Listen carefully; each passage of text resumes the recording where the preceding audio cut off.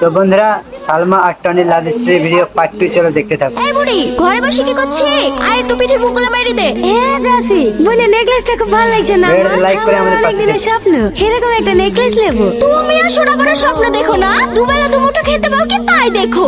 ও ভাবে বলছো কেন মা? পুরো ভিডিওটা দেখতে থাকো। ওকে দেখতে শুনতে খারাপ। ওর আব্বা একটা বড় লোক বাড়িতে বিয়ে ঠিক করেছিল, সেখানে বিনা করে অন্যকে এক বিকেটের হাত ধরে পালিয়ে গেল, আর এখন নেকলেস পরার স্বপ্ন দেখছি।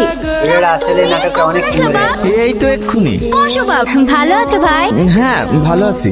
বসো, লাইক করে আমি আমাদের পিঠের পাশে মুখগুলো থেকো। মেরে দিয়ে গি। কি ব্যাপার বাবুর হঠাৎ মোটা হয়ে গেল কেনে? সালমা, তুমি আমাকে বিয়ে করে খুব ভুল করেছো তাই না? কি তোমরা বলছো? তোমার আবার কি হলো? কিছু না, এমনি।